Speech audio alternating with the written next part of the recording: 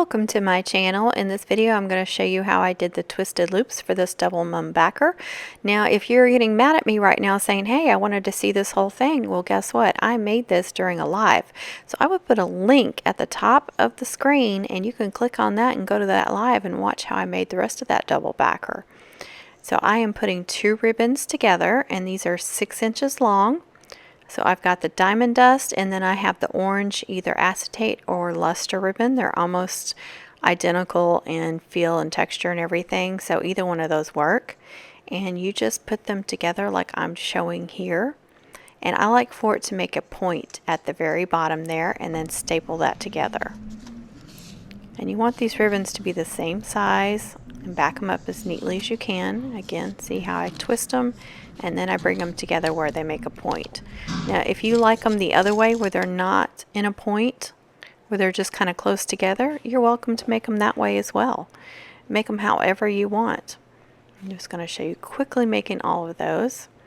And you can adjust the video if it's too fast. You can slow down the replay speed. Just click on the settings and you can change the speed and you can slow it down if you need to see that slowly. I'm not going to fight my stapler on this backer over those loops, so I'm just going to glue these twisted loops on here. And as you can probably see, I am not attaching them all in the same direction. You see, if you flip them over one way, you get one look, and if you flip them over the other way, you get a completely different look because you've got the silver on top on one side, and then you have the orange on top on the other side. Now this, I love this pretty ribbon. I got it at Hobby Lobby, the silver that you can still see underneath it. I'm putting two white acetate ribbons together, and then I'm putting that silver over one side. Again, making that twisted loop, and on those I made a little twist there. So you fold one towards you and one kind of away from you and give it a twist. And those are going to go right in the middle. It just needed one more layer of loops or something on the backer. Okay, going to glue that last one right there, and then we will see what it looks like with the flowers to make sure that everything is nice and full.